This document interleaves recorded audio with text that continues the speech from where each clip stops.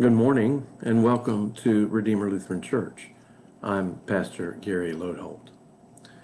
Today our quote is the second one by Jerusalem Jackson Greer, who again is a writer, blogger, speaker, and an Episcopal family minister. On Monday we looked at a quote from her that invited us into the mystery of God. Today we're looking at something else she wrote. The thing I love most about Advent is the heartbreak. The utter and complete heartbreak. Now, to be frank, of all the quotes I'm sharing this week, I've got the least handle on this one and what it means.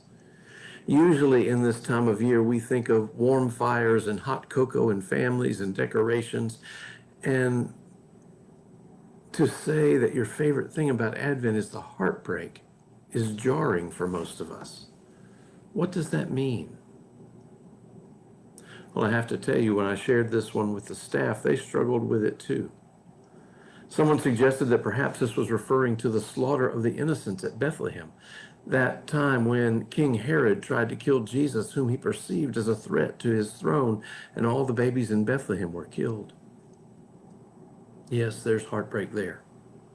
And maybe that's what this quote is talking about. Somehow to me, though, it seems deeper than that. So I wonder, what is it about Advent that could lead to heartbreak? And so far, the best that I have come up with is that one of the things we're supposed to be pondering in Advent is our need for a Savior. We're supposed to be more and more aware of our sinfulness, our self-centeredness, our greed and pride, and so much more. So maybe what Greer is getting at is that perhaps during Advent, in the midst of all the joy and warmth, we should also give serious consideration to our sinfulness and our need for a Savior. In the wonder of a baby in a manger, perhaps we need to think a little bit more about the reason for his coming to be a Savior on a cross. In confirmation class, I often like to ask the students which holiday is more important, Christmas or Easter. Many of the kids love Christmas, and most tend to choose that one, saying that if Jesus hadn't come at Christmas, there couldn't have been Easter. Well, that's true. But what's even more true is that the reason he came at Christmas was because of Easter. Of the two, Easter takes precedence by far.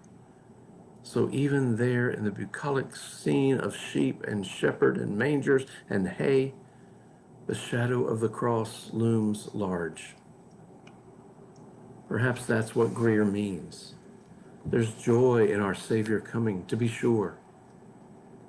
There's heartbreak over why he needs to come.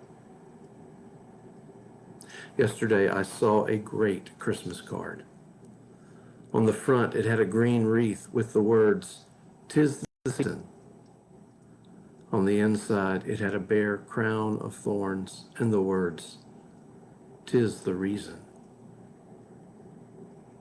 The heartbreak of Advent is that it all points to our need for the cross.